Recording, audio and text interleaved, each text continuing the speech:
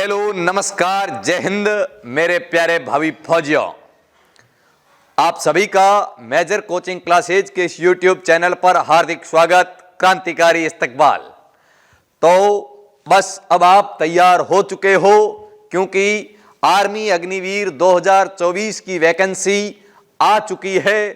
फरवरी 2024 के प्रथम सप्ताह से आपके ऑनलाइन आवेदन लेने प्रारंभ कर दिए जाएंगे और लगभग संभावित अप्रैल 2024 के अंदर आर्मी अग्निवीर का पेपर होना तय है। इसलिए समय बहुत कम बचा है। बिल्कुल अपनी तैयारी को और मजबूत कीजिए। और हमेशा की भांति मैं पुनः 30 मिनट 30 क्वेश्चन की इस श्रृंखला में आप सभी का एक बार पुनः स्वागत करता हूं।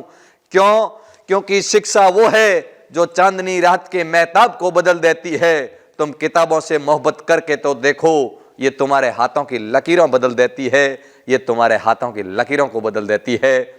तो ऐसे ही जीके जीएस सिलेक्शन ही जिद है।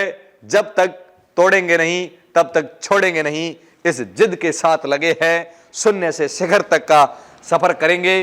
तो आज की क्लास को अपन उसी तरीके से most important MCQ 30 question science के और 30 क्वेश्चन जीके के। तो चलो चलते हैं, आज की क्लास को आगे बढ़ाते हैं। आज की क्लास का पहला क्वेश्चन बहुत मोस्ट इंपॉर्टेंट क्वेश्चन है और आज की क्लास बहुत शानदार रहने वाली है। और आप सभी क्लास को पूरी सुने, वीडियो को लाइक करें, शेयर करें अभी तक। और जो चैनल पर न्यू विद्यार्थी है वो चैनल को सब्सक्राइब अवश्य करें और अपने दोस्तों के साथ अधिक से अधिक ग्रुपों में शेयर करें। तो चलो, पहला क्वेश्चन है, अष्टाध्यायी पुस्तक के लेखक कौन है? अष्टाध्यायी पुस्तक के लेखक कौन है? मेगास्थनीज, कलहण, पाणिनि, विशाखदत्त। मैं बात करूं मेगास्थनीज की, तो मेगास्थनीज द्वारा लिखी गई पुस्तक का नाम है इंडिका। बहुत इंपॉर्टेंट है। इंडिका पुस्तक किसने लिखी? तो मेगास्थनीज। कलहण की बात करूं तो कलहण ने लिखी राजतरंगिणी। कलहण द्वारा लिखित पुस्तक है राजतरंगिणी। विशाखदत्त की मैं बात करूं, विशाखदत्त द्वारा प्रसिद्ध पुस्तक है मुद्रा राक्षस। मुद्रा राक्षस के लेखक है विशाखदत्त। राजतरंगिणी के लेखक कलहण है। इंडिका के लेखक मेगास्थनीज है और अष्टाध्यायी पुस्तक के लेखक है पाणिनि। इस क्वेश्चन का जो राइट आंसर होगा वो होगा C option, Panini. Next question, Onam किस राज्य का प्रमुख त्योहार है? ओणम किस राज्य का प्रमुख त्योहार है? असम, केरल, तमिलनाडु, कर्नाटक। ओणम किस राज्य का प्रमुख त्योहार है? तो ओणम है जो केरल का प्रमुख त्योहार है। ओणम केरल का प्रमुख त्योहार है। असम की मैं बात करूं तो असम का प्रमुख त्योहार या पर्व है जो बिहू। बिहू का संबंध असम से है। तमिलनाडु की मैं बात करूं तो तमिलनाडु में पोंगल। पोंगल महोत्सव जो हाल ही में मनाया गया है वो तमिलनाडु से संबंधित है। कर्नाटक की मैं बात करूं तो जो भैंसा दौड़, कंबाला दौड़ होती है ना, जो जिसको भैंसा दौड़ कहते हैं, कंबाला दौड़, कंबाला महोत्सव या भैंसा दौड़ जिसको कंबाला कहते हैं, तो इसका संबंध कर्नाटक से है। कंबाला भैंसा दौड़ का। पोंगल का संबंध तमिलनाडु से है। बिहू का संबंध असम से है और ओणम त्योहार का संबंध केरल से है। बहुत इंपॉर्टेंट क्वेश्चन है। नेक्स्ट क्वेश्चन, जनसंख्या की दृष्टि से विश्व का सबसे छोटा देश कौन सा है? जनसंख्या की दृष्टि से विश्व का सबसे छोटा देश? चीन, वेटिकन सिटी, रूस या भारत? जनसंख्या की दृष्टि से और क्षेत्रफल दोनों की दृष्टि से विश्व का सबसे छोटा देश वेटिकन सिटी है। जनसंख्या वो क्षेत्रफल दोनों की दृष्टि से विश्व का सबसे छोटा देश यदि पूछे तो वेटिकन सिटी है। जनसंख्या व क्षेत्रफल दोनों की दृष्टि से सबसे छोटा देश वेटिकन सिटी है। जनसंख्या की दृष्टि से सबसे बड़ा देश पूछे तो वो चीन है। हाल ही में चर्चा में रहा कि भारत सबसे बड़ा है, लेकिन अभी तक ऑफिशियल कोई आंकड़ा नहीं है। हाल ही में अभी तक यदि एग्जाम में कोई क्वेश्चन आता है तो जनसंख्या की दृष्टि से सबसे बड़ा देश चीन को ही मानना है। जनसंख्या की दृष्टि से सबसे बड़ा देश चीन है। सबसे छोटा जनसंख्या की दृष्टि से वेटिकन है। क्षेत्रफल की दृष्टि से सबसे बड़ा रूस है। क्षेत्रफल की दृष्टि से सबसे बड़ा देश पूछे तो रूस है, और क्षेत्रफल की दृष्टि से सबसे छोटा देश पूछे तो वेटिकन सिटी है। मैं भारत की बात करूं तो भारत का जनसंख्या के अंदर विश्व में दूसरा स्थान है। जनसंख्या की दृष्टि से विश्व में दूसरा स्थान है भारत, और क्षेत्रफल की दृष्टि से मैं बात करूं तो भारत का विश्व में 7वां स्थान है। दोनों इंपॉर्टेंट आपको याद रखना है। क्षेत्रफल की दृष्टि से भारत विश्व में 7वें नंबर पे है और जनसंख्या की दृष्टि से दूसरे नंबर पे है। तो जनसंख्या और क्षेत्रफल दोनों की दृष्टि से जो छोटा देश है वो है वेटिकन सिटी। बहुत इंपॉर्टेंट क्वेश्चन है भाई। अगला क्वेश्चन, बांग्लादेश की संसद का नाम क्या है? बांग्लादेश की संसद, ड्यूमा, डाइट, राष्ट्रीय पंचायत, जातीय संसद। ड्यूमा की मैं बात करूं तो रूस की संसद का नाम ड्यूमा है। डाइट की बात करूं, जापान की संसद का नाम डाइट है। रूस की ड्यूमा, जापान की डाइट। राष्ट्रीय पंचायत की बात करूं तो नेपाल की संसद का नाम राष्ट्रीय पंचायत है। नेपाल की संसद का नाम राष्ट्रीय पंचायत है, और बांग्लादेश की संसद का नाम जातीय संसद है। जातीय संसद। इस क्वेश्चन का राइट आंसर होगा डी ऑप्शन, जातीय संसद, बांग्लादेश की संसद का नाम। Next question, agriculture short.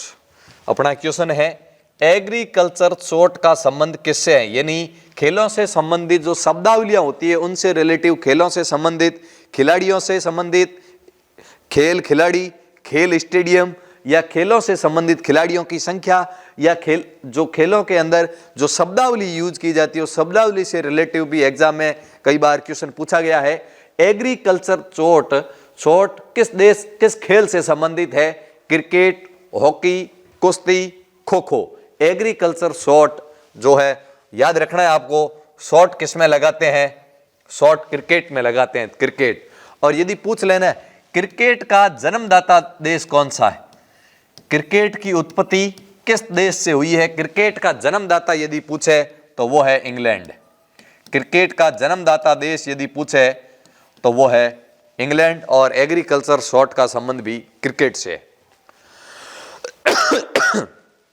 Next question, forward block की स्थापना किसने की?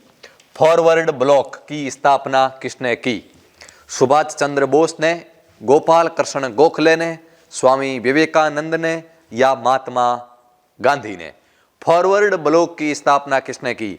महात्मा गांधी की बात करूं तो महात्मा गांधी जी द्वारा एक संघ चलाया गया था जिसका नाम था हरिजन सेवक संघ। यदि पूछ ले हरिजन सेवक संघ की स्थापना किसने की तो वो की महात्मा गांधी ने। स्वामी विवेकानंद की बात करूं तो रामकृष्ण परमहंस मिशन, रामकृष्ण परमहंस मिशन की स्थापना किसने की तो स्वामी विवेकानंद ने की। गोपाल कृष्ण गोखले की बात करूं तो servants of society, servants of society, servant of society की स्थापना किसने की तो गोपाल कृष्ण गोखले ने की। और फॉरवर्ड ब्लॉक की स्थापना किसने की तो सुभाष चंद्र बोस ने की। बहुत इंपॉर्टेंट चारों संस्थाएं मैंने लिखी है, जैसे आर्य समाज, ब्रह्म समाज, इनसे रिलेटिव क्वेश्चन, और इन संस्थाओं से जो आधुनिक इतिहास के अंदर जो प्रमुख संस्थाएं थी, जो जन जागृति या देश के प्रति लोगों में देशभक्ति का भाव भरने के लिए जो अलग अलग संस्थाएं अलग अलग नाम से चलाई जाती थी, उनका मिशन एक ही था कि भारत को आज़ाद करना, भारत की उस पुरानी संस्कृति को कायम रखना, और हिंदुस्तान के लोगों को हिंदुस्तान के देश के प्रति जज्बा पैदा करने के लिए ये विभिन्न संस्थाएं चलाई गई थी। अलग अलग संस्थापक थे जिनके द्वारा लोगों को जोड़कर लोगों में जन जागृति पैदा करने का काम किया जाता था। तो सर्वेंट ऑफ सोसाइटी की स्थापना गोपाल कृष्ण गोखले ने की, रामकृष्ण परमहंस की स्थापना स्वामी विवेकानंद ने की, हरिजन सेवक संघ की स्थापना महात्मा गांधी ने की, और फॉरवर्ड ब्लॉक की स्थापना सुभाष चंद्र बोस ने की। बहुत मोस्ट क्वेश्चन है ये भाई। आरबीआई की स्थापना कब की गई? आरबीआई यानी रिजर्व बैंक ऑफ इंडिया, भारतीय रिजर्व बैंक की स्थापना कब की गई? 1935, 1949, 1955 या 1969? आरबीआई की स्थापना कब की गई तो आरबीआई की जो स्थापना है वो 1 अप्रैल 1935 को की गई। 1935 में 1949 की बात करूं तो 1949 में आरबीआई का राष्ट्रीयकरण किया गया। आरबीआई की स्थापना पूछे तो 1935 है और आरबीआई का राष्ट्रीयकरण पूछे तो 1949 है। 1955 की बात करूं तो SBI, state bank of India की स्थापना, एसबीआई की जो स्थापना की गई थी वो की गई थी 1955 के अंदर। 1969 की बात करूं तो 14 बैंकों का राष्ट्रीयकरण, 14 बैंकों का जो राष्ट्रीयकरण किया गया था वो 1969 के अंदर किया गया था। 1969 के अंदर 14 बैंकों का राष्ट्रीयकरण किया गया। आप सभी मुझे कमेंट बॉक्स के अंदर बताओगे कि जो आरबीआई है, आरबीआई के वर्तमान गवर्नर कौन है? आरबीआई के वर्तमान गवर्नर कौन है और कौन से नंबर के है? बहुत इंपॉर्टेंट क्वेश्चन है, ये आपको कमेंट बॉक्स के अंदर बताना है कि आरबीआई के वर्तमान गवर्नर कौन है और कौन से नंबर के है। बहुत इंपॉर्टेंट क्वेश्चन है भाई, सारे क्वेश्चन एक से बढ़कर एक है, सारे सिलेक्टिव और आए हुए एग्जाम के क्वेश्चन है, बहुत महत्वपूर्ण क्वेश्चन है सारे। नेक्स्ट क्वेश्चन, डोगरी भाषा किस राज्य में बोली जाती है? डोगरी भाषा किस राज्य में बोली जाती है? तमिलनाडु, केरल, कर्नाटक, जम्मू कश्मीर। डोगरी भाषा का संबंध किस राज्य से है? तमिलनाडु। वर्तमान में वैसे डोगरी भाषा का जिससे संबंध है वो अब राज्य नहीं रहा है, वो अब यूटी बन चुका है, केंद्र शासित प्रदेश बन चुका है। तमिलनाडु की मैं बात करूं तो तमिलनाडु में तमिल भाषा, केरल की बात करूं केरल में मलयालम, केरल के अंदर मलयालम भाषा। कर्नाटक की बात करूं तो कर्नाटक में कन्नड़ भाषा। और डोगरी भाषा का जो संबंध है वो किस राज्य या यूटी से पूछे, किस राज्य या यूटी से है तो वो जम्मू कश्मीर यूटी से है। जम्मू कश्मीर वर्तमान में राज्य न होकर भारत का एक केंद्र शासित प्रदेश है। राष्ट्रीय महिला दिवस कब मनाया जाता है? राष्ट्रीय महिला दिवस 28 फरवरी, 8 मार्च, 13 फरवरी या 1 मई। राष्ट्रीय महिला दिवस, क्वेश्चन अंतर्राष्ट्रीय नहीं है, क्वेश्चन है राष्ट्रीय महिला दिवस। तो राष्ट्रीय महिला दिवस जो मनाया जाता है वो मनाया जाता है 13 फरवरी को। कब? 13 फरवरी। 8 मार्च को यदि पूछे तो 8 मार्च को मनाया जाता है अंतर्राष्ट्रीय महिला दिवस। 8 मार्च को अंतर्राष्ट्रीय महिला दिवस मनाया जाता है। अंतर्राष्ट्रीय महिला दिवस 8 मार्च। 28 फरवरी को मनाया जाता है राष्ट्रीय विज्ञान दिवस। राष्ट्रीय विज्ञान दिवस यदि पूछे तो 28 फरवरी को मनाया जाता है। 1 मई की बात करूं तो विश्व श्रमिक दिवस यानी विश्व मजदूर दिवस यदि पूछे तो वो मनाया जाता है 1 मई को, विश्व मजदूर दिवस 1 मई। 13 फरवरी को राष्ट्रीय महिला दिवस, 8 मार्च को अंतर्राष्ट्रीय महिला दिवस और 28 फरवरी को राष्ट्रीय विज्ञान दिवस। नेक्स्ट क्वेश्चन, भारत के सर्वोच्च न्यायालय के प्रथम मुख्य न्यायाधीश कौन थे? भारत के सर्वोच्च न्यायालय के प्रथम मुख्य न्यायाधीश जीवी मावलंकर, सुकुमार सेन, हीरालाल जे कानिया या राजेंद्र प्रसाद। क्वेश्चन है कि भारत के सर्वोच्च न्यायालय के प्रथम मुख्य न्यायाधीश तो वो थे हीरालाल जे कानिया। प्रथम मुख्य न्यायाधीश सुप्रीम कोर्ट के हीरालाल जे कानिया। जीवी मावलंकर की बात करूं तो फर्स्ट लोकसभा अध्यक्ष यदि पूछे फर्स्ट लोकसभा स्पीकर कौन थे, भारत के फर्स्ट लोकसभा अध्यक्ष कौन थे तो वो थे जीवी मावलंकर। सुकुमार सेन की बात करूं तो ये फर्स्ट चुनाव आयुक्त, भारत के मुख्य चुनाव आयुक्त फर्स्ट कौन थे तो वो थे सुकुमार सेन। और राजेंद्र प्रसाद की बात करूं तो भारत के प्रथम फर्स्ट क्या थे? राष्ट्रपति। बहुत इंपॉर्टेंट क्वेश्चन है। प्रथम चुनाव आयुक्त सुकुमार सेन, प्रथम लोकसभा अध्यक्ष जीवी मावलंकर, प्रथम सर्वोच्च न्यायालय के मुख्य न्यायाधीश हीरालाल जे कानिया, प्रथम राष्ट्रपति राजेंद्र प्रसाद, प्रथम प्रधानमंत्री कौन थे? प्रथम प्रधानमंत्री पंडित जवाहरलाल नेहरू। ऑस्कर अवार्ड का संबंध किस क्षेत्र से है? यानी ऑस्कर अवार्ड किस क्षेत्र में दिया जाता है, किस क्षेत्र की उपलब्धि में ऑस्कर अवार्ड दिया जाता है, बहुत फेमस है। और ये बारी एक एक साल में जो फेस्टिवल होते रहते हैं, उन फेस्टिवलों के अंदर अलग अलग मूवीज, अलग अलग अभिनेता, अलग अलग अभिनेत्रियों को दिया जाता है ये ऑस्कर अवार्ड। संगीत के क्षेत्र में, सिनेमा के क्षेत्र में, साहित्य के क्षेत्र में या वीरता के क्षेत्र में। ऑस्कर अवार्ड है जो सिनेमा या फिल्म के क्षेत्र में दिया जाता है, सिनेमा क्षेत्र में या फिल्म के क्षेत्र में दिया जाता है ऑस्कर अवार्ड, बहुत इंपॉर्टेंट है। संगीत में बात करूं तो संगीत के क्षेत्र में ग्रैमी अवार्ड दिया जाता है। ये पूछा जाता है ग्रैमी अवार्ड का संबंध किससे है, तो संगीत से है। साहित्य की बात करूं तो साहित्य का ज्ञानपीठ पुरस्कार, ज्ञानपीठ पुरस्कार है, उसका संबंध साहित्य से है। ग्रैमी अवार्ड का संबंध संगीत से है। ऑस्कर अवार्ड का संबंध फिल्म या सिनेमा से है। और वीरता की बात करूं तो परमवीर चक्र, परमवीर चक्र जैसे पुरस्कार है ये वीरता से संबंधित दिया जाता है। तो आप मुझे कमेंट करके ये बताओ, पृथ्जर पुरस्कार, जो पृथ्जर पुरस्कार होता है इसका संबंध किससे है? पृथ्जर पुरस्कार किस क्षेत्र के अंदर दिया जाता है? बहुत इंपॉर्टेंट क्वेश्चन है, कमेंट करके बताओगे पृथ्जर पुरस्कार किस क्षेत्र में दिया जाता है। नेक्स्ट क्वेश्चन, महाराणा प्रताप का जन्म कब हुआ? हिंदुआ सूरज, वो हल्दी घाटी का सूरमा, मेवाड़ का रत्न। महाराणा प्रताप का जन्म कब हुआ?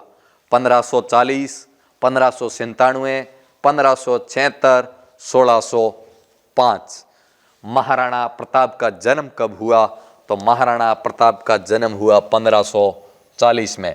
1597 में प्रताप की मृत्यु हुई, महाराणा प्रताप की मृत्यु 1597 में हुई और 1540 में जन्म हुआ। 1576 के अंदर हल्दी घाटी का प्रमुख युद्ध हुआ। हल्दी घाटी का युद्ध 1576 के अंदर हुआ था। 1540 के अंदर महाराणा प्रताप का जन्म होता है। नेक्स्ट क्वेश्चन, मौलिक अधिकार भारतीय संविधान के किन अनुच्छेदों में है? भारतीय संविधान में कुल 395 अनुच्छेद है और कुल 22 भाग है तथा 12 अनुसूचियां हैं। अपना क्वेश्चन है कि मौलिक अधिकार भारतीय संविधान के किस भाग में? जैसे भाग मैं बात करूं 5 से 6 तो ये भाग 2 में आएंगे, ये है भाग 2। और बात करूं 12 से 35 तो ये भाग 3 के अंदर, ये भाग 3। और 36 से 51 में बात करूं तो ये भाग 4 के अंदर है। और 51 क की बात करूं तो ये भाग 4 क के अंदर है। तो ये तो मैंने भाग लिखे हैं। अब अपना क्वेश्चन है कि मौलिक अधिकार भारतीय संविधान के कौन से अनुच्छेद में आते हैं? तो मौलिक अधिकार भारतीय संविधान के भाग 3 में है, जो अनुच्छेद 12 से 35 के मध्य स्थित है। और मैं बात करूं अनुच्छेद भाग नंबर 2 अनुच्छेद 5 से 11 के बीच में, तो नागरिकता का उल्लेख है। नागरिकता का जो वर्णन है वो भाग 2 अनुच्छेद 5 से 11 के मध्य है। और भाग 3 के अंदर 12 से 35 के मध्य मौलिक अधिकार है। भाग 4 जो 36 से 51 तक है, यहाँ राज्य के नीति निर्देशक तत्व है। राज्य के नीति निर्देशक तत्वों का जो वर्णन है वो हमें भाग 4 में मिलता है। और भाग 4 क और अनुच्छेद 51 क के अंदर मूल कर्तव्यों का उल्लेख है। मूल कर्तव्यों का, ये बहुत कंफ्यूजिंग पॉइंट है। बिल्कुल नीति निर्देशक तत्व, मूल कर्तव्य, मौलिक अधिकार और नागरिकता कौन से भाग में है और कौन से अनुच्छेद में? ये 4 तो आपको आर्मी के एग्जाम के लिए तो आप मान के चलिए 100% याद रखना ही रखना है। एसएससी रेलवे की बात करें तो और भी कुछ अनुच्छेद पूछे जाते हैं, लेकिन आर्मी तो मोर देन सफिशिएंट है। ये क्वेश्चन 10 में से 7 एग्जाम में इस प्रकार घुमा फिरा के पूछा ही जाता है। इसलिए पूरा कंठस्थ कर ले, कौन सा भाग, कौन से अनुच्छेद और क्या मौजूद है अंदर। नेक्स्ट क्वेश्चन, हाल ही में, ये करंट अफेयर्स का क्वेश्चन है। हमेशा क्लास के अंदर 2 या 3 क्वेश्चन में करंट अफेयर्स का लाने का प्रयास करता हूं। तो हाल ही में 9वें भारतीय अंतर्राष्ट्रीय विज्ञान महोत्सव 2023 का अंतर्राष्ट्रीय विज्ञान महोत्सव का आयोजन किस राज्य में किया गया? हरियाणा, केरल, महाराष्ट्र, उत्तर प्रदेश। तो करंट अफेयर्स का क्वेश्चन है, 9वां भारत अंतर्राष्ट्रीय विज्ञान महोत्सव का आयोजन हरियाणा राज्य में किया गया। 9वां भारत अंतर्राष्ट्रीय विज्ञान महोत्सव का आयोजन हरियाणा राज्य में किया गया। नेक्स्ट क्वेश्चन, यह भी करंट का ही क्वेश्चन है। हाल ही में जारी ग्लोबल फायर पावर इंडेक्स 2024 में भारत की रैंक क्या है? यानी ये सैन्य शक्ति की बात हो रही है। सैन्य शक्ति के संदर्भ में सेना की शक्ति के आधार पे सेना के कई आधार माने जाते हैं, मापदंड से लेकर, सुविधाओं से लेकर, हथियार से लेकर। तो सेना के संदर्भ में विश्व के अंदर भारत की कौन से नंबर की सेना है? ग्लोबल फायर इंडेक्स पावर के अंदर भारत की जो रैंक है वो चौथी है। भारत दुनिया की चौथी मजबूत सेना है भारत के पास। फर्स्ट की बात करें, विश्व के अंदर सबसे मजबूत सेना है वो है अमेरिका की। दूसरी बात करें, सेकंड स्थान है जो है रूस का, तीसरा है वो है चीन, और चौथा स्थान है भारत का। ग्लोबल फायर पावर इंडेक्स यानी सैन्य शक्ति के अंदर भारत की चौथी रैंक है, जो 2024 की जो हाल ही में बिल्कुल रिपोर्ट जारी हुई है उसके तहत भारत का चौथा स्थान है सैन्य शक्ति के अंदर। तो ये थे अपने जीके के 15 क्वेश्चन। ये लो आप सबके लिए बड़ी खुशखबरी, मेजर कोचिंग क्लासेज लेकर आया है आपके लिए ऑफलाइन बैच। आर्मी के लिए वर्दी को समर्पित, आर्मी का गढ़ कही जाने वाली बाड़मेर की एकमात्र आवासीय संस्थान मेजर कोचिंग क्लासेज के अंदर बेहतरीन और अनुभवी टीम के साथ आपको भरपूर सिलेक्शन की ओर अग्रसर करने के लिए एक प्रेरक टीम के रूप में आपका सारथी बनकर सहयोग करेगी ये मेजर कोचिंग क्लासेज की संपूर्ण टीम। तो मेजर कोचिंग क्लासेज का आर्मी अग्निवीर को लेकर, जीडी ट्रेडमैन और क्लर्क को लेकर लिखित बैच प्रारंभ किया जा रहा है 2 फरवरी 2024 साय 4 बजे से। 2 फरवरी 2024 साय 4 बजे से ऑफलाइन बैच आर्मी का प्रारंभ किया जा रहा है।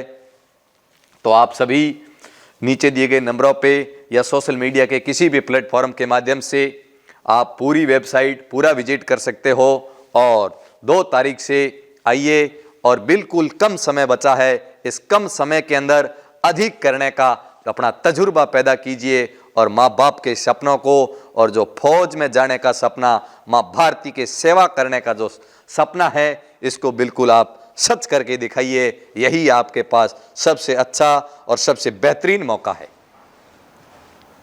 तो ये बात अपने बैच को लेकर हो गई। अब अपन चलते हैं, जीके के 15 क्वेश्चन पूरे हो गए। अब अपन चलते हैं आज की क्लास का 16वां क्वेश्चन और साइंस का पहला क्वेश्चन। मानव शरीर के किस अंग में रक्त का शुद्धिकरण होता है? ये क्वेश्चन देखने में तो बहुत इजी है, लेकिन आर्मी के अंदर न जाने कितनी बार इस प्रश्न को पूछा गया है कि मानव शरीर के किस अंग में रक्त का शुद्धिकरण होता है? हृदय में, फेफड़े में, गुर्दे में या यकृत में? मानव शरीर में रक्त शुद्धिकरण की मैं बात करूं तो मानव शरीर के अंदर रक्त का जो शुद्धिकरण है वो गुर्दे के अंदर होता है। गुर्दे को ही कहते हैं वर्कक, या इंग्लिश में जिसको कहते हैं किडनी। ये एक ही चीज है, नाम 3 अलग है। गुर्दा कहो, वर्कक कहो या किडनी कहो, इसके अंदर रक्त का शुद्धिकरण होता है। हृदय की मैं बात करूं तो हृदय के अंदर रक्त की पंपिंग होती है, यानी रक्त को पूरे शरीर के अंदर जो सप्लाई करता है वो हृदय करता है। फेफड़े में O2 और CO2 रक्त के अंदर मिलती है। O2 CO2 का मिलना और निकलना रक्त के अंदर शामिल है। यकृत की बात करूं तो इसको शरीर की रासायनिक प्रयोगशाला कहा जाता है। शरीर की रासायनिक प्रयोगशाला, शरीर की रासायनिक प्रयोगशाला, शरीर की रासायनिक प्रयोगशाला पूछे तो ये यकृत है। तो रक्त का शुद्धिकरण गुर्दे के अंदर होता है। बहुत इंपॉर्टेंट क्वेश्चन है। रक्त में उपस्थित हीमोग्लोबिन में पाया जाता है लोहा, जिंक, पारा, कैल्शियम। तो चलो आप बताओ, देखें रक्त में उपस्थित हीमोग्लोबिन में क्या पाया जाता है?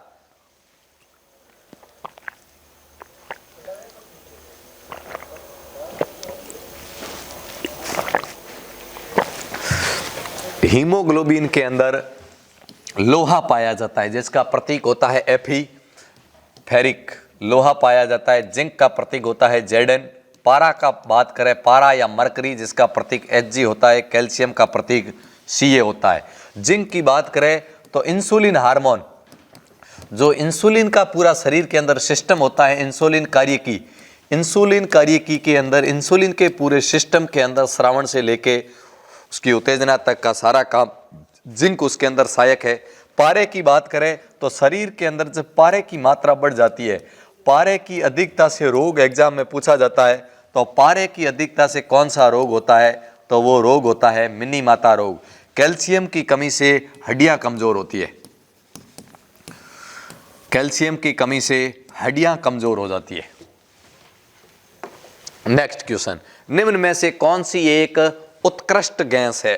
निम्न में से कौन सी एक उत्कृष्ट गैस है? Helium, argon, oxygen, neon.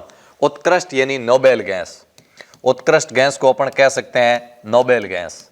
उत्कृष्ट गैस कहो चाहे नोबेल गैस कहो, कौन सी गैस है, या इनको कह सकते हैं अपन अक्रिय गैस। एक ही बात है, नोबेल गैस, उत्कृष्ट गैस या अक्रिय गैस। तो आवर्त सारणी के अंदर कुल अक्रिय गैसों की बात करें तो कुल अक्रिय गैसें 6 है, और वह आवर्त सारणी के वर्ग संख्या 18 के अंदर है।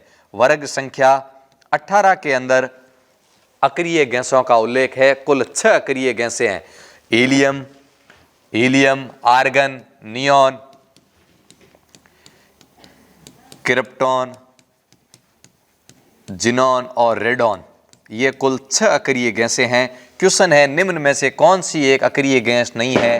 तो ऑक्सीजन एक अक्रिय गैस नहीं है। Helium, argon, neon, krypton, xenon और रेडॉन 6 अक्रिय गैसें हैं जो वर्ग संख्या 18 के अंदर है। नेक्स्ट क्वेश्चन, BCG का टीका किस रोग के निवारण के लिए लगाया जाता है? BCG जिसका पूरा नाम होता है बैसिलस कॉलमेट गुरीन। BCG का टीका किस रोग के निवारण के लिए लगाया जाता है? तपेदिक, डेंगू, टिटेनस या प्लेग। BCG का जो टीका है वो तपेदिक या इसी रोग को कहा जाता है TB, या इसी रोग को कहा जाता है क्षय रोग। तो TB, क्षय रोग या तपेदिक के निवारण के लिए BCG का टीका लगाया जाता है। डेंगू की मैं बात करूं तो डेंगू को हड्डी तोड़ बुखार कहा जाता है। हड्डी तोड़ बुखार के नाम से जाना जाता है डेंगू को। टिटेनस की बात करूं तो टिटेनस के निवारण के लिए DPT का टीका लगाया जाता है। टिटेनस के निवारण के लिए DPT का टीका लगाया जाता है, और DPT का टीका 3 बीमारियों के निवारण के लिए लगाया जाता है। डिप्थीरिया, पर्टोसिस जिसको हिंदी में काली खांसी कहते हैं, और टिटेनस यानी डिप्थीरिया, पर्टोसिस या काली खांसी, टिटेनस 3 रोगों के निवारण के लिए DPT का टीका लगाया जाता है। प्लेग जो चूहे के कारण फैलता है, इसको काली मौत कहा जाता है। प्लेग को काली मौत कहा जाता है जो चूहे के कारण फैलता है। नेक्स्ट क्वेश्चन, निम्न में से सबसे भारी किरण कौन सी है? बहुत इंपॉर्टेंट क्वेश्चन है। निम्न में से सबसे भारी किरण अल्फा, गामा, एक्सरे, बीटा। सबसे भारी किरण है वो है अल्फा किरण। सबसे भारी किरण की मैं बात करूं तो वो अल्फा किरण है। अल्फा किरण एक धनात्मक किरण है, बीटा ऋणात्मक किरण है, और गामा उदासीन है। इनका आवेश भी याद रखना है तीनों का।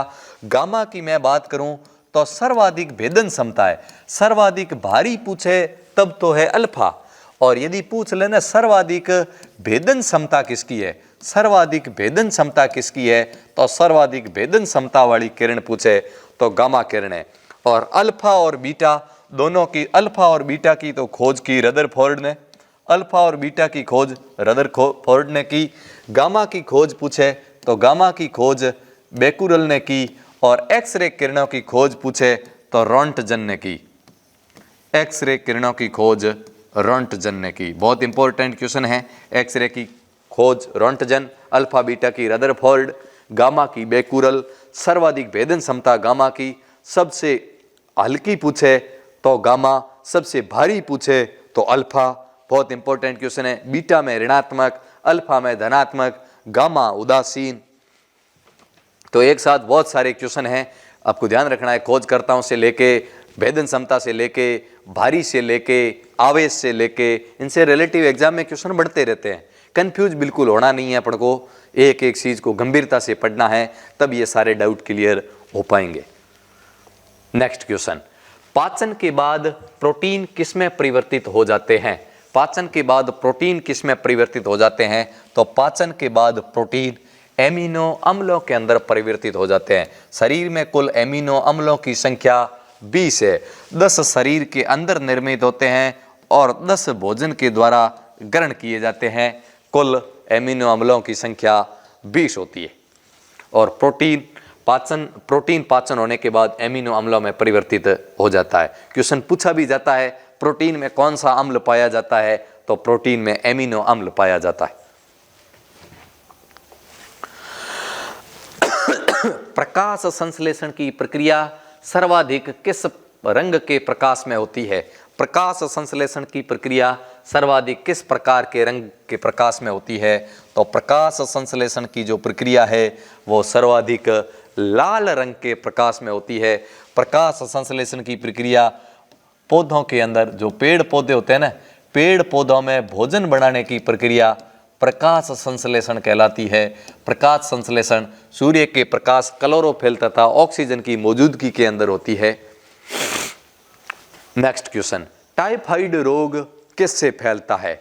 जीवाणु से, विषाणु से, कवक से या प्रोटोजोआ से? टाइफाइड रोग किससे जनित है? जीवाणु की बात करूं तो इन रोगों से संबंधित जब ट्रिक अपन को याद होगी, जीवाणु से संबंधित ट्रिक है पंडित का टिक, न्यू है बेटी रिया। यानी जीवाणुओं से संबंधित बात करें तो प्लेग, डिप्थीरिया, तपेदिक, टिटेनस, टाइफाइड, कुष्ठ रोग, कालाजार, निमोनिया, हैजा, ये सारे के सारे जीवाणु से संबंधित है। तो टाइफाइड भी जीवाणु से संबंधित है। विषाणु की बात करें जिसकी ट्रिक है रचना हमें पानी दो जरा, यानी रेबीज, चिकन पॉक्स, सेचक, डेंगू, हेपेटाइटिस यानी जिसको पीलिया बोलते हैं, मिजलस जिसको खसरा बोलते हैं, इबोला रचना हमें पानी, और पोलिया 2 से डेंगू, और जीका, ये सारे के सारे रोग विषाणु से होते हैं। कवक की बात करें तो कवक की ट्रिक है गंजा दामाद खाए फ्रूट, यानी गंजापन, खाज, खुजली, गंजा दामाद से बन गया दमा रोग, जो अस्थमा यानी गंजापन, दमा, खाज, खुजली, एलर्जी, ये सारे के सारे कवक से है। प्रोटोजोआ की बात करूं तो ट्रिक है जिसकी पापा काम पे सोते हैं, यानी पायरिया, कालाजार, मलेरिया, पैचिस, निंद्रा रोग, ये सारे के सारे प्रोटोजोआ से संबंधित है।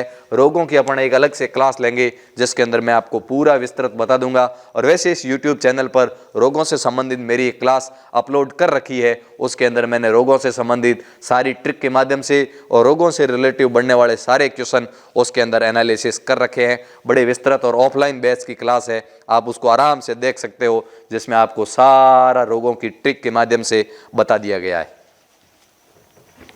नेक्स्ट क्वेश्चन, जीवन की मूलभूत इकाई क्या है? कोशिकांग, उत्तक, कोशिका, अंग।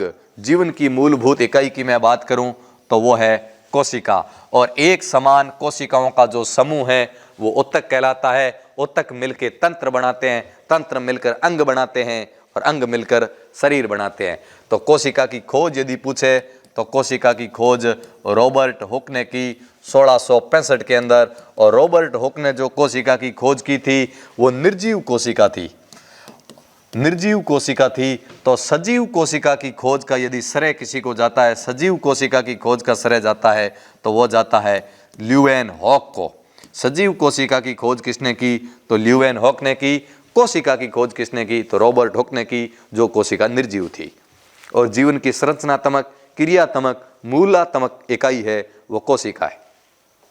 नेक्स्ट क्वेश्चन, लोहे पर जंग लगने की प्रक्रिया क्या है? द्रव्यमान, अवशोषण, ऑक्सीकरण, अवकरण। ऑक्सीकरण वो प्रक्रिया होती है जिसके अंदर ऑक्सीजन में वृद्धि होती है। अवकरण वो होती है जिसमें ऑक्सीजन की कमी तथा हाइड्रोजन की वृद्धि होती है। तो लोहे पर जंग लगना एक प्रकार की ऑक्सीकरण अभिक्रिया है। लोहे पर जंग लगना यानी ये जल वाष्प तथा ऑक्सीजन की उपस्थिति में लगता है, और ये एक प्रकार का लोहे पर जंग लगना एक प्रकार की रासायनिक अभिक्रिया है, अर्थात एक प्रकार का रासायनिक परिवर्तन है। लोहे पर जंग लगना रासायनिक अभिक्रिया, रासायनिक परिवर्तन है, और जिसको जंग से बचाने के लिए इसके ऊपर जस्ता जिंक की परत चढ़ाई जाती है, जिसको गैल्वीकरण या यसद लेपन कहा जाता है। नेक्स्ट क्वेश्चन, आकाश का रंग नीला दिखाई देता है, कारण है। आकाश का रंग नीला किस घटना के कारण दिखाई देता है? प्रकाश का प्रकीर्णन, प्रकाश का विवर्तन, प्रकाश का परावर्तन, प्रकाश का अपवर्तन। आकाश का रंग नीला दिखाई देना प्रकाश का प्रकीर्णन, प्रकाश का प्रकीर्णन के कारण आकाश का रंग नीला दिखाई देता है। प्रकाश का विवर्तन की बात करें तो प्रकाश का प्रकीर्णन क्या होता है? यानी धूल कणों के माध्यम से सूर्य से आने वाली किरणों का बिखर जाना, जैसे कोई भी वस्तु रंगीन दिखाई देती है सूर्य के प्रकाश में, वो प्रकीर्णन है। विवर्तन की बात करें, किसी भी जो रोशनी सूर्य की किरणें जैसे मान लेते हैं किसी जो अपारदर्शी सतह से टकराकर वापस मुड़ जाती है, यानी किसी भी साया का बनना प्रकाश का विवर्तन पर आधारित है। साया का बनना, प्रकाश का परावर्तन, किसी सतह समकीली सतह से टकराकर उसी माध्यम में उसी दिशा में किरणों का वापस लौट जाना परावर्तन कहलाता है। किसी वस्तु का दिखाई देना, कोई भी वस्तु दिखाई देती है, जैसे आपको मैं दिखाई दे रहा हूं, मेरे को ये ब्लैक बोर्ड दिखाई दे रहा है, ये सारा का सारा प्रकाश परावर्तन के ऊपर आधारित है। प्रकाश अपवर्तन की बात करूं तो जब प्रकाश की किरण एक माध्यम से दूसरे माध्यम में प्रवेश करती है तो अपने पथ से विचलित हो जाती है, जैसे तारों का टिमटिमाना,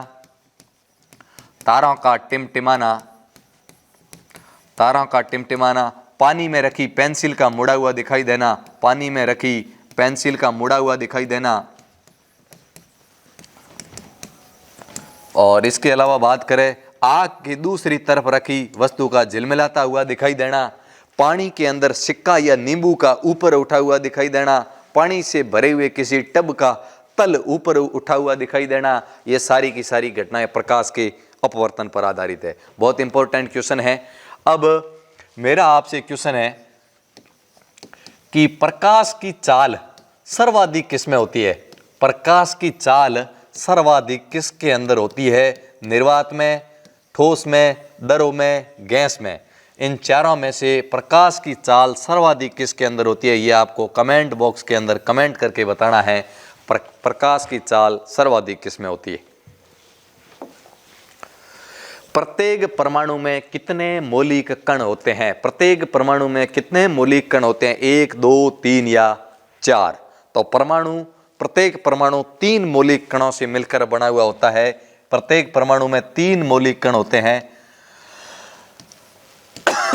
बात करें, एक का नाम है इलेक्ट्रॉन, दूसरे का नाम है प्रोटॉन और तीसरे का नाम है न्यूट्रॉन। इलेक्ट्रॉन, प्रोटॉन और न्यूट्रॉन, ये किसी भी परमाणु के 3 मौलिक कण हैं।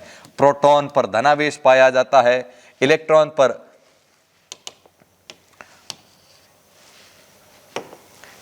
पर ऋणावेश पाया जाता है, प्रोटॉन पर धनावेश पाया जाता है, और न्यूट्रॉन है वो उदासीन है।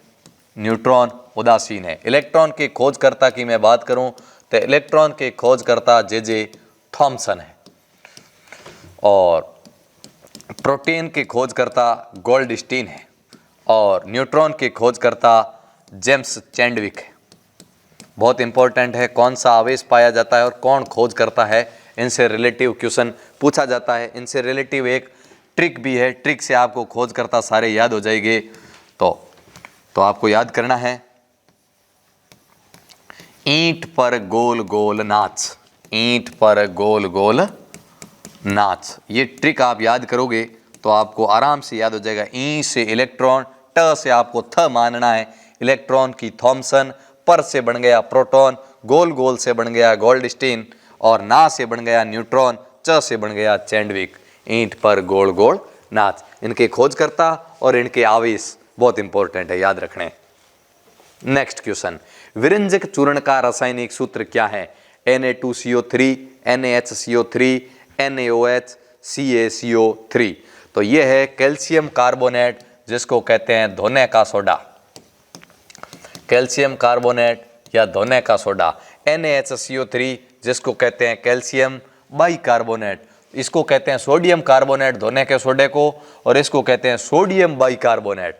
सोडियम बाइकार्बोनेट यानी खाने का सोडा, सोडियम बाइकार्बोनेट खाने का सोडा। NaH सोडियम हाइड्रोक्साइड जिसको कहते हैं कास्टिक सोडा, जिसको कहा जाता है कास्टिक सोडा।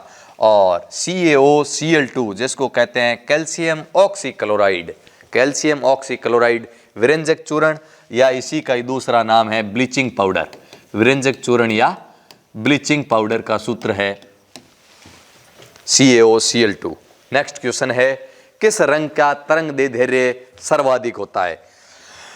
प्रकाश की किरण में 7 रंग होते हैं जिसको शॉर्टकट में लिखते हैं विबग्योर, विबग्योर, विबग्योर, जिसको शॉर्टकट में लिखते हैं विबग्योर। मैं ऐसे बात करूं तो जैसे इधर वर्दी है,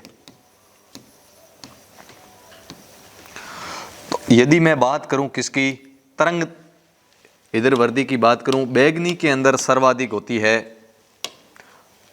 बैगनी की बात करूं तो बैगनी के अंदर सर्वाधिक होती है आवर्ती।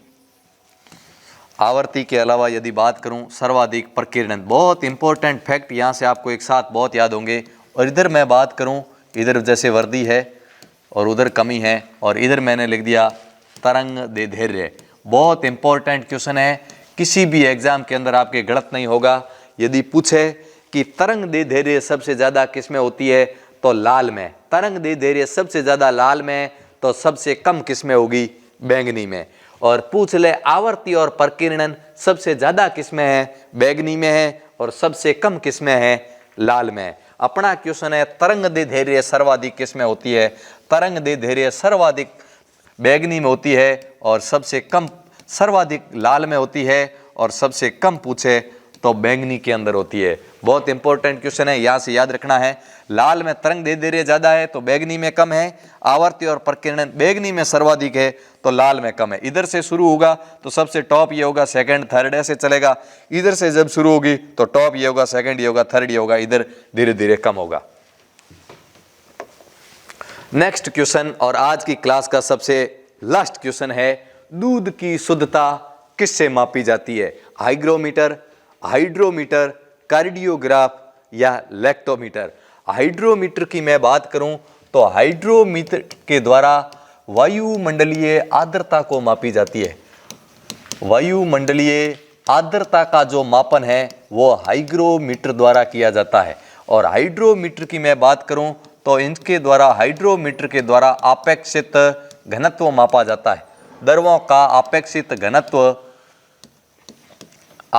घनत्व का जो मापन है वो हाइड्रोमीटर से किया जाता है। कार्डियोग्राफ की मैं बात करूं तो ये हृदय की धड़कन को मापा जाता है कार्डियोग्राफ के द्वारा। डॉक्टर के पास से करवा के लाते हैं, एक प्रकार का जो ग्राफ बना हुआ होता है ना, वो कार्डियोग्राफ ही होता है। हृदय की धड़कन का मापन जो किया जाता है वो कार्डियोग्राफ के द्वारा किया जाता है, हृदय की धड़कन का मापन। और दूध की शुद्धता का मापन लैक्टोमीटर द्वारा किया जाता है। दूध की शुद्धता का मापन लैक्टोमीटर द्वारा किया जाता है।